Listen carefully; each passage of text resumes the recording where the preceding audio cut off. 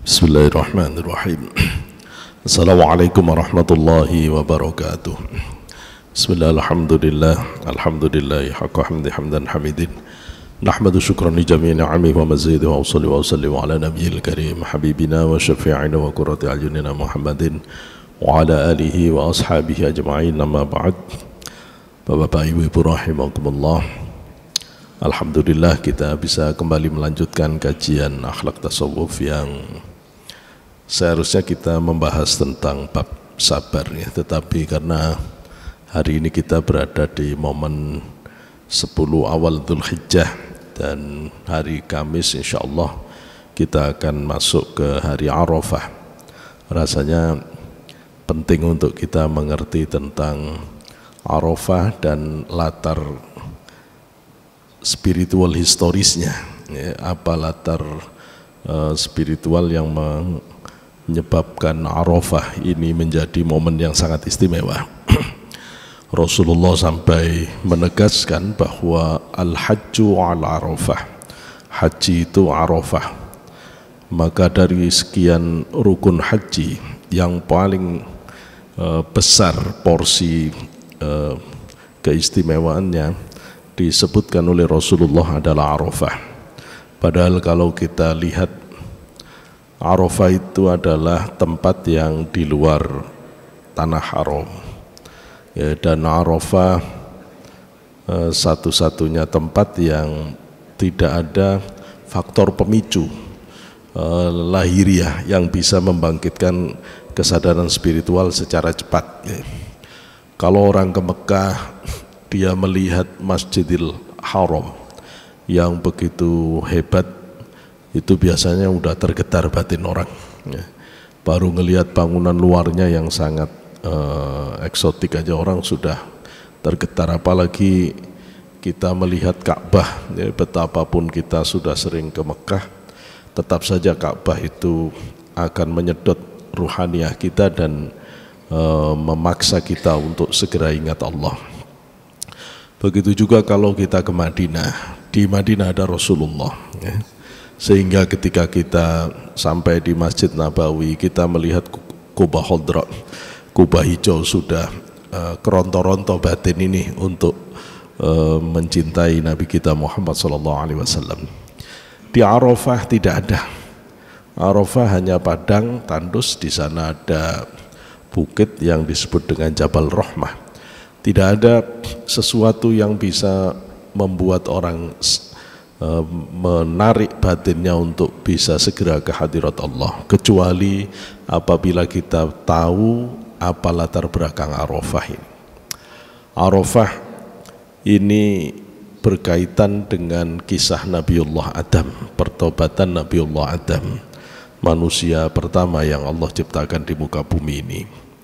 Bahwa Nabi Adam setelah salah, melakukan kesalahan memakan buah yang iblis menyebut buah keabadian, buah khuldi. Allah tidak pernah menyebut nama buah ini.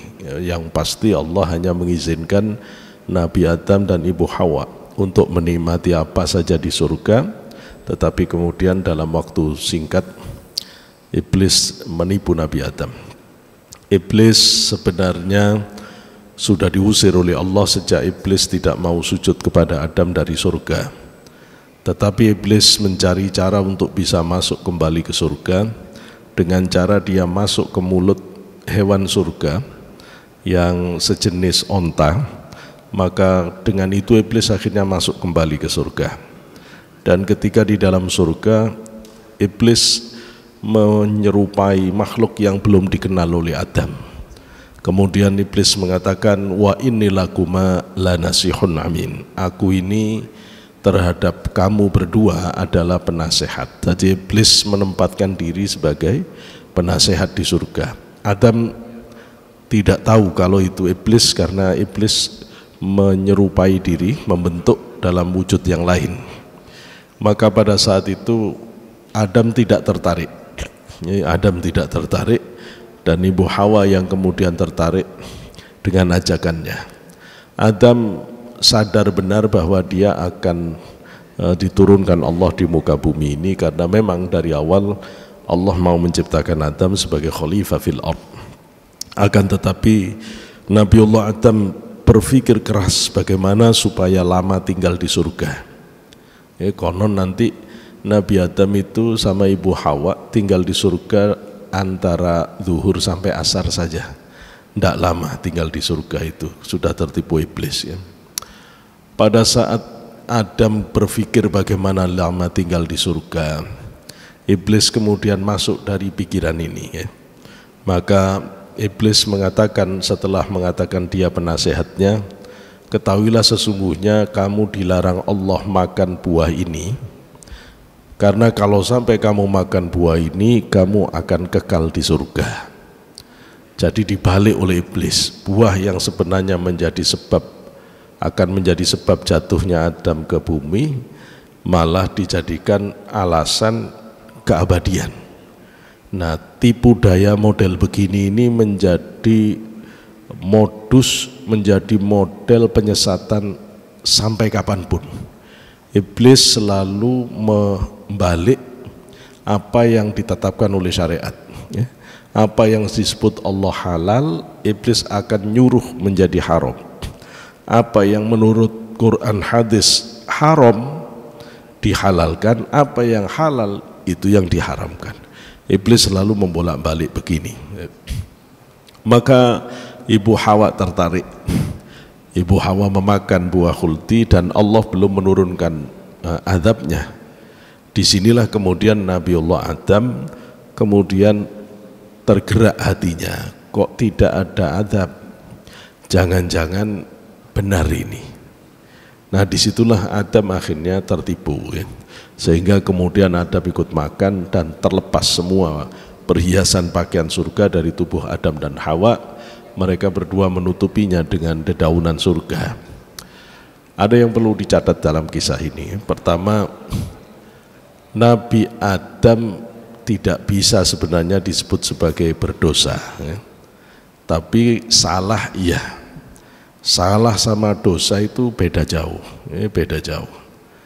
Kalau berdosa itu orang yang melakukan sengaja memperturutkan nafsu, satu. Yang kedua, sengaja melawan aturan Allah, dua. Tiga, sengaja meniadakan Allah. Orang tidak bisa melakukan dosa kecuali punya tiga alasan itu. Ada orang berzina, dia berdosa.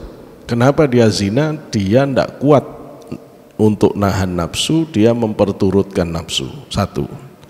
Yang kedua, dia melanggar aturan Allah, zina haram. Yang ketiga, dia buang Allah sejauh-jauhnya dari hatinya. Karena kalau masih ada Allah, orang tidak akan bisa melakukan dosa itu. Maka itu dosa. Nabi Adam tidak memperturutkan nafsu. Nabi Adam tidak sengaja melanggar aturan Allah ya. Nabi Adam juga tidak membuang Allah dari hatinya.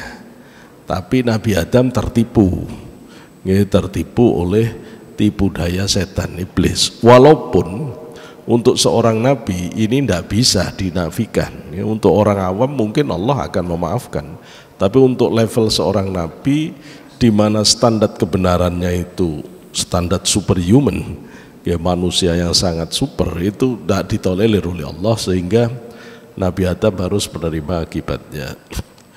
Di analisis yang kedua kita bisa melihat bahwa Syekh Abdul Qadir Al-Jilani menjelaskan pakaian surga itu tidak bisa nempel kepada orang yang berdosa.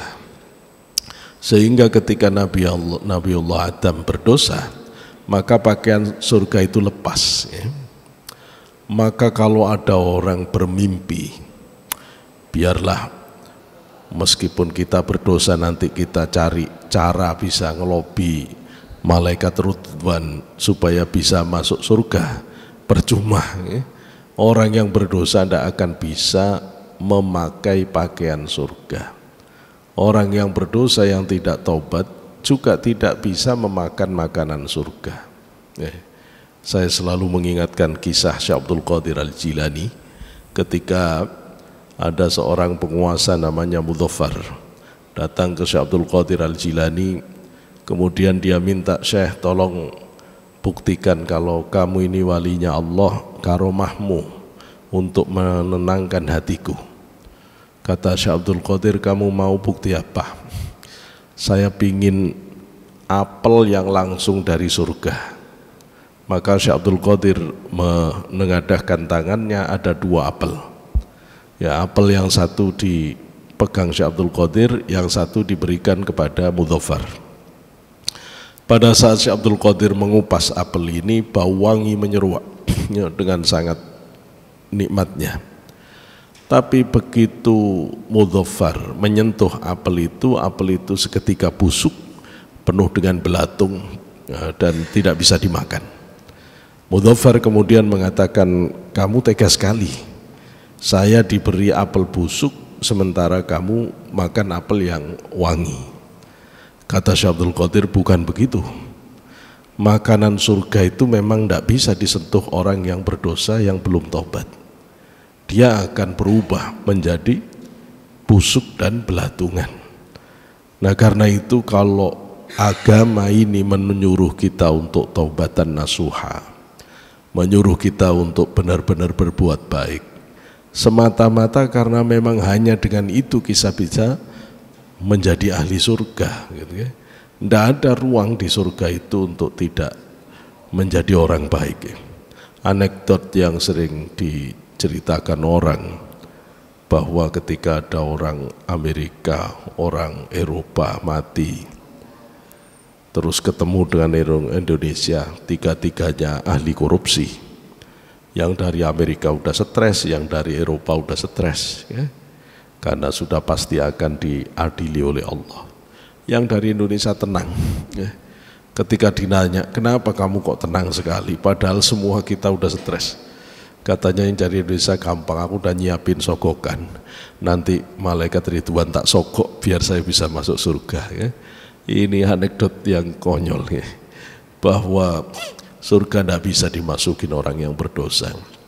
Pun orang yang sudah ahli surga juga tidak bisa dibakar di neraka ya, karena nur tauhidnya akan menyelimuti dirinya dan memadamkan setiap api neraka yang dia datangi, dan itu yang membuat neraka akan dingin bagi orang ahli surga. Maka fenomena begini ini harus dimengerti ya, supaya kita tahu kenapa dulu Nabi Adam sampai lepas pakaiannya ketika di surga. Allah menurunkan Nabi Adam di Sarontip, Sri Lanka, kemudian Ibu Hawa diturunkan di Jeddah, dan iblis serta hewan yang membantu iblis masuk surga diturunkan oleh Allah di Irak ya, di Irak. Nabi Adam terus menangis kepada Allah ya, selama diturunkan ini nangis Nabi Adam ya, ditanya oleh Allah pada hari ke-6 apa ke-7, ditanya, kenapa Adam kamu nangis? Adam jawab, saya dulu tinggal di surga penuh kenikmatan ya Allah, sekarang saya tinggal di dunia penuh penderitaan. Dulu saya tinggal makan, tinggal minum, semuanya sudah tersedia. Hari ini saya harus mencari, harus memasak dan seterusnya. Kemudian Allah mengatakan, siapa yang tidak kecewa Adam? Kamu aku ciptakan dari tanganku sendiri, dari kekuasaanku. Aku tinggikan kamu dari semua makhlukku. Bahkan para malaikat aku suruh sujud kepadamu. Aku izinkan kamu menikmati apa saja yang ada di dalam surga. Cuma satu yang aku larang, jangan sampai kamu makan buah itu. Kok kamu tega-teganya melanggar? Hanya satu laranganku, ternyata kamu tidak bisa menghindari. Siapa yang tidak kecewa dengan kamu? Allah bersumpah, fa wa'izzati wa jalali law muliatil ardu kullahum rijalan mithlak ya'buduni al-laila wan-nahara wa la yaftaruna tarfata 'ainin summa innahum 'asuni la anzaltuhum manazilal 'asin.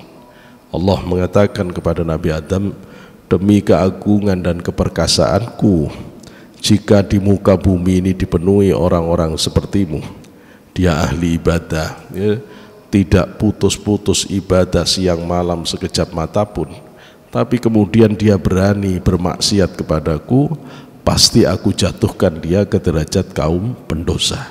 Nabi Adam nangis, ya. Nangis.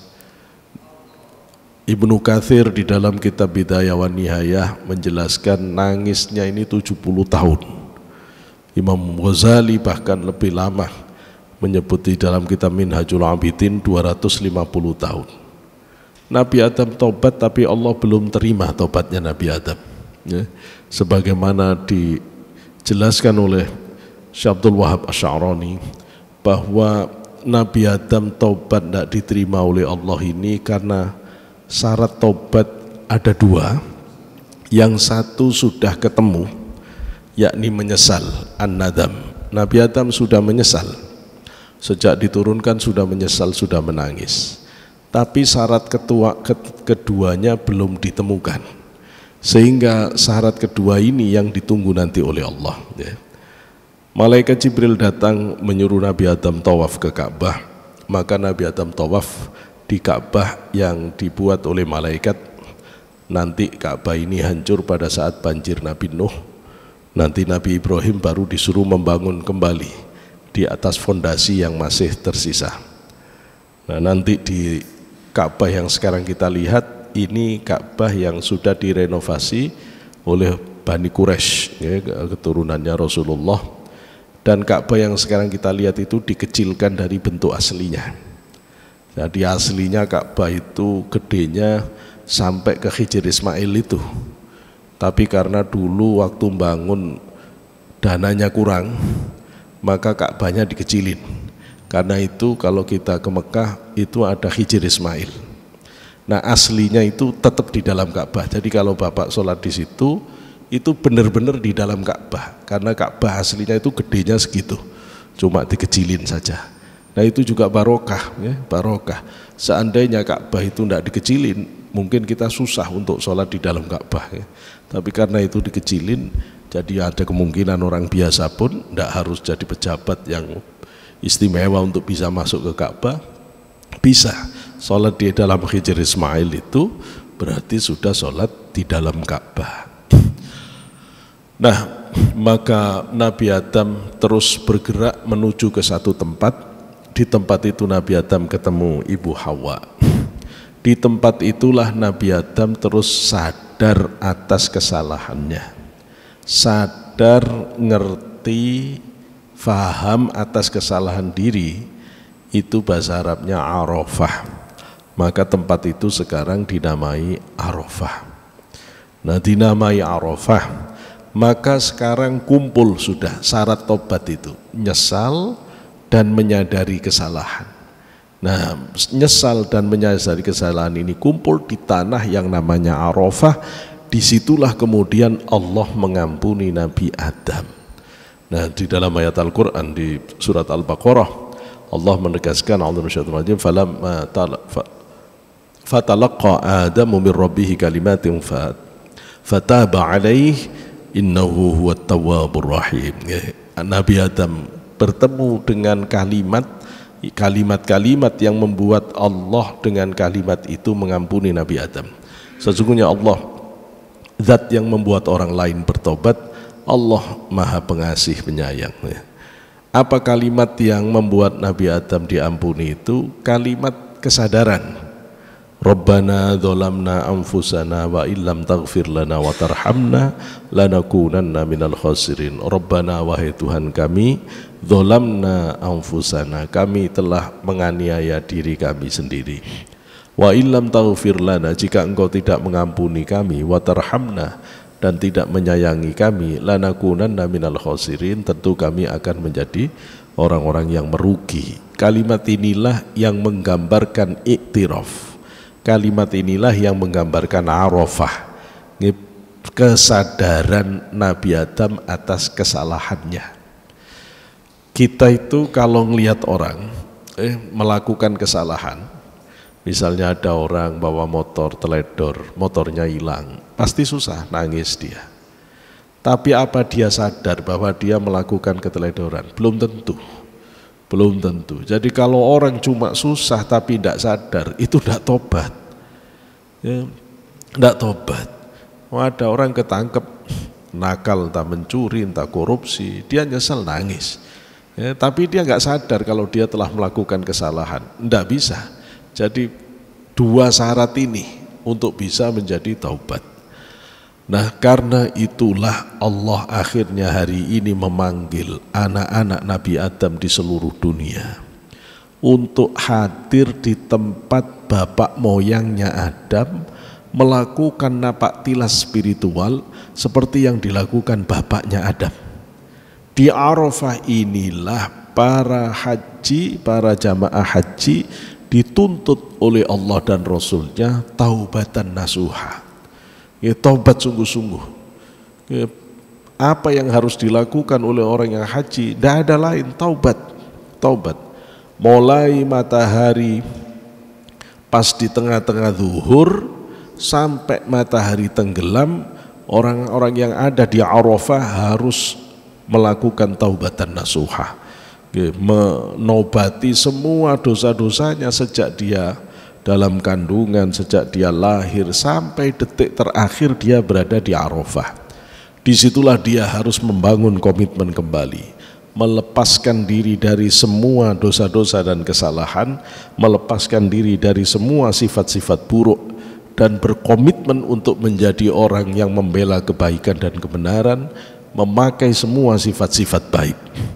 Apa yang Bapak Ibu bisa bayangkan kalau seandainya sekian banyak orang, bahkan bisa jutaan, ada di tempat tersebut dan semuanya melakukan rekomitmen building kepada Allah dengan menangisi dosa-dosanya, menutup masa lalunya, memutus semua keburukannya, melepaskan semua baju-baju kepribadian yang tidak baiknya, sifat-sifat buruknya, untuk kemudian dia memakai sifat-sifat baik, berkomitmen pada kebaikan dan kebenaran, maka keluar dari Arafah, maka dia persis seperti yang dikatakan Rasulullah, kayaumi waladatuhu ummuh, dia seperti bayi yang baru lahir. Secara spiritual dia lahir kembali karena dia telah meninggalkan cangkang buruknya dan dia menjadi makhluk baru. Maka Arafah itu tepat kalau Allah menyebut tidak ada majelis pertemuan yang dimuliakan Allah yang lebih hebat dari Arafah, dan tidak ada hari yang lebih hebat dari Arafah. Semua ulama sepakat kalau malam yang paling istimewa Lailatul Qadar, tapi kalau hari yang paling istimewa Arafah. Arafah. Kemudian kalau di hadis Rasulullah menyatakan hendaklah kamu menyertai orang-orang yang di Arafah. Tentu kita harus mengikuti apa yang dilakukan orang yang di Arafah.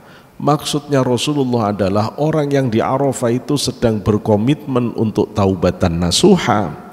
Kita pun yang di sini nanti juga melakukan taubatan nasuha.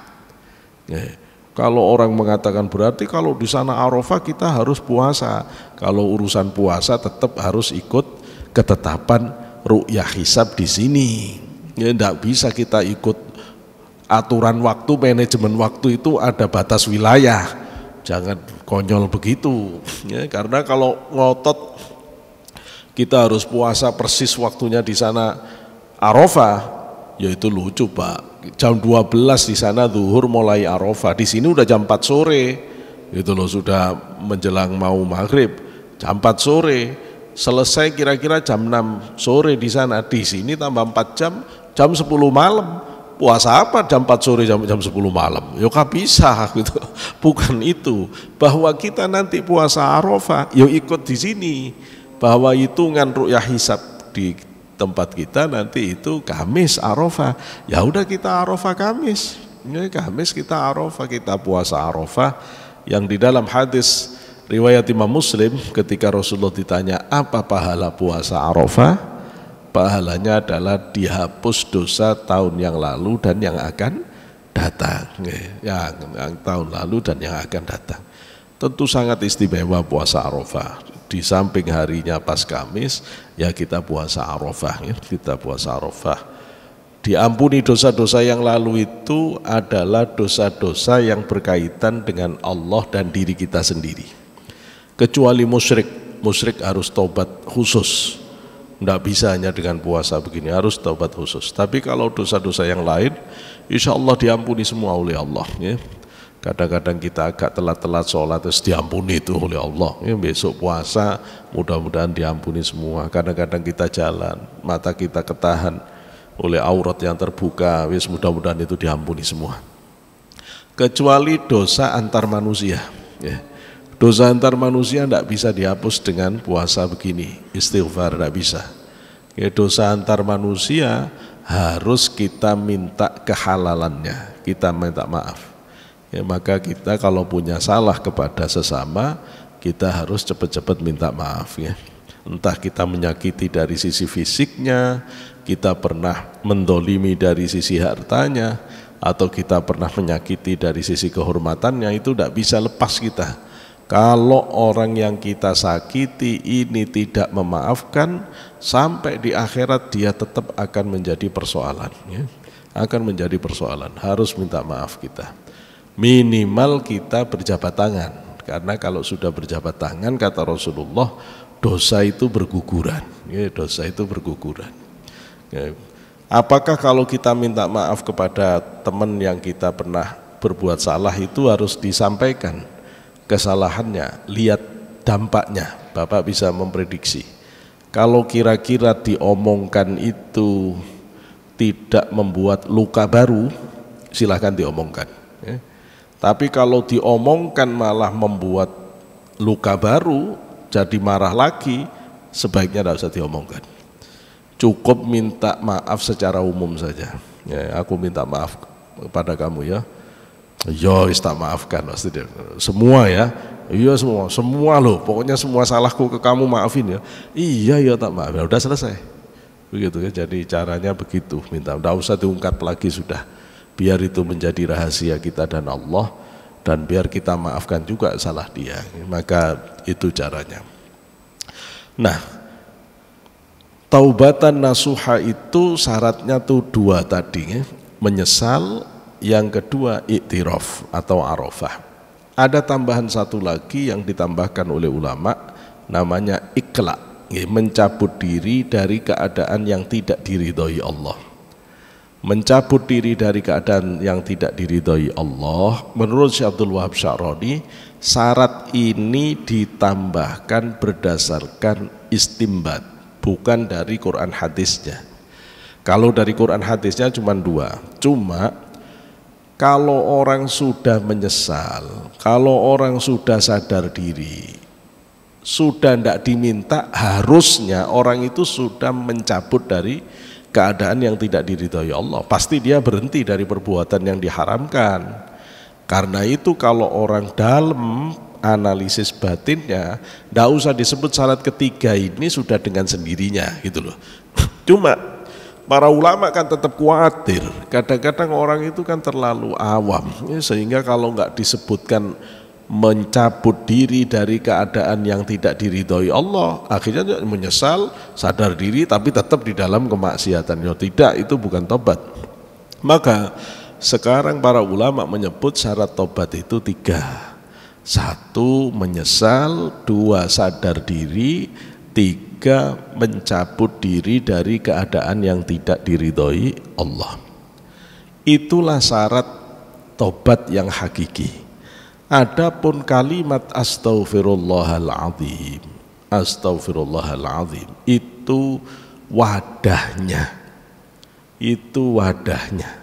isinya tadi tiga tadi, menyesal, sadar diri, komitmen untuk tidak kembali kepada maksiat. Maka kalau astaghfirullahaladzim itu isinya yang tiga ini, maka astaghfirullah Bapak itu istimewa sekali. Karena itu ada zahirnya, ada batinnya. Seringkali kita itu ibadah tidak pernah mengerti substansinya ini, sehingga kemudian tidak memiliki dampak efektif pada batin orang. Jenengan kalau istighfar astaghfirullahaladzim itu dengan kesadaran penuh, kita nyesal atas semua kesalahan, kita sadar atas kebodohan dan kekeliruan kita kepada Allah, terus kita komitmen untuk tidak mengulang lagi maksiat. itu mbok 11 kali saja itu udah efeknya hebat ya. Bahkan 3 kali saja kita ucapkan setiap ba'da sholat, kita selalu nyampaikan kepada Allah, ya Allah, saya mohon maaf ya Allah, saya berkomitmen lagi untuk selalu dalam kebaikan ya Allah, maafkan atas segala kesalahan saya ya Allah, saya ini lemah ya Allah, kuatkan saya untuk terus bertahan di dalam kebenaran. Di dalam istighfar kita selalu begitu. Orang ba'da sholat itu semua hebat Pak kalau begitu ya. Semua hebat. Cuma kadang-kadang kan ya sholat gitu loh ya. Tapi batin tidak ada rekomitmen buildingnya, tidak ada penyesalannya, tidak ada. Minimal orang ba'da sholat itu istighfar 3 kali. Jangan sampai orang sholat assalamualaikum langsung keluar. Tidak ada adab tata keramanya. Mau seorang ngutang aja Pak, kalau sudah dikasih itu yo basa-basi dululah, terima kasih terus baru keluar. Mosok ke Allah kita itu terus langsung pelencing gitu, jangan, itu istighfar. Terakhir, kalau taubatan nasuha itu terus apa? Nah ini kalau Imam Ghazali menyebut taubatan nasuha itu adalah taubat yang bukan saja meninggalkan pokok dosanya, tetapi meninggalkan juga semua aspek yang bisa mengarah kepada pokok dosa ya. Misalnya ada orang dosanya selingkuh, taubatan nasuha itu tidak cuma meninggalkan, tidak mau selingkuh lagi, bukan, tapi menghilangkan nomor selingkuhannya, bahkan meniadakan semua kontak-kontak yang bisa mengarah kepada itu, dihapus semuanya misalnya. Pokoknya semua aspek yang kira-kira bisa narik dia kepada maksiat itu dihilangkan semua. Itu baru taubatan nasuha kata Imam Ghazali. Syekh Abdul Qadir Al-Jilani mengatakan taubatan nasuha itu taubat yang benar-benar mukhlis, taubat yang benar-benar lillahi ta'ala. Tidak ada niat lain kecuali semata-mata Allah.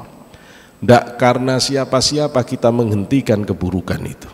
Tidak karena apa-apa kita berhenti dari keburukan itu. Semata-mata karena Allah. Ketika orang menghentikan keburukan semata-mata karena Allah, maka itulah taubatan nasuha. Maka 2 syarat yang dijelaskan oleh Imam Ghazali dan Syekh Abdul Qadir ini bisa melengkapi kita untuk bisa belajar bertobat. Maka nanti pada saat Arafah kita belajar untuk berpuasa. Di samping berpuasa kita ambil momen ba'da maghrib, kita sholat awabin ya, sholat awabin, sholat taubat kepada Allah ya, untuk bersamai teman rekan-rekan kita yang sedang haji di Arafah ya, di Arafah, supaya kita juga mendapatkan keagungan dari Allah Subhanahu wa taala dengan momen yang sangat istimewa Arafah ini. Kemudian di dalam peristiwa haji itu sebenarnya ada hal-hal lain yang juga sangat istimewa, seperti pengorbanan Nabiullah Ibrahim ya, yang mengorbankan putranya Ismail, dan itu merupakan bukti cinta ya. Kalau di Arafah itu bukti pertaubatan, maka di dalam Jamarot itu ada bukti cinta kepada Allah. Kalau Arafah, kalau taubat itu adalah step pertama di dalam pergerakan spiritual menuju Allah, maka cinta itu puncaknya. Cinta itu puncaknya. Jadi haji itu istimewa karena haji itu adalah momen orang untuk bisa menapaki situs spiritual dari taubat menuju mahabbah ilallah. Dan Imam Ghazali mengatakan tidak ada makom yang lebih penting dari mahabbah. Jika seluruh tahapan-tahapan spiritual itu yang dijelaskan oleh banyak ulama, ada taubat, warok, zuhud, fakir, sabar, syukur, tawakal, ikhlas, ridho, itu dipadatkan kata Imam Ghazali, maka menjadi satu, yakni mahabbah. Semua step-step di awal itu tidak ada lain kecuali dalam rangka mencapai mahabbah, cinta pada Allah. Sedangkan semua yang terjadi setelah mahabbah itu hanya akibat dari mahabbah saja, seperti ma'rifatullah, mukasyafah, mu'ayanah dan lain-lain. itu semua bagian dari keistimewaan yang diterima oleh orang yang sudah mendapatkan mahabbah fillah ya. Mudah-mudahan sedikit yang bisa disampaikan ini bisa menjadi manfaat kepada kita sehingga kita bisa ditinggikan oleh Allah dengan hari yang penuh istimewa di bulan Dzulhijjah, tepatnya nanti di hari Arafah ini. Ala hadini wa kulli niyatin shalihin wa la hadratin Nabil Mustafa Sayyidina Muhammad sallallahu alaihi wasallam. Al-Fatihah. A'udzu billahi minasyaitonir rajim. Bismillahirrahmanirrahim. Alhamdulillahirabbil alamin. صراط الذين أنعمت عليهم غير المغضوب عليهم ولا الضالين. حمدا يوافي نعمه يكافئ مزيدا. ربنا لك الحمد كما ينبغي لجلالك الكريم وعظيم سلطانك. اللهم صل على سيدنا محمد في الأول والآخرين وصل وسلم على سيدنا محمد في كل وقت وحين وصل وسلم على سيدنا محمد في الملأ الأعلى يوم الدين وصل وسلم على سيدنا محمد وعلى سيدنا محمد والحمد لله رب العالمين. اللهم انفعنا بما علمتنا وعلمنا ما ينفعنا واجعلنا من المخلصين وزدنا علما نافعا وعلما متقبلا ورزقا حلالا طيبا مباركا وصحح أجسادنا يا الله. سلمنا من كل بلاء ومصيبة وسوء القضاء والأمراض والأسقام. سلمنا والمسلمين وعافينا والمسلمين. سلمنا من فتنة المحيا والممات ومن فتنة المسيح الدجال. ربنا آتنا في الدنيا حسنة وفي الآخرة حسنة وقنا عذاب النار. سبحان ربك رب العزة عما يصفون وسلام على المرسلين والحمد لله رب العالمين. وآخرا والله الموفق إلى أقوم الطريق. السلام عليكم ورحمة الله وبركاته.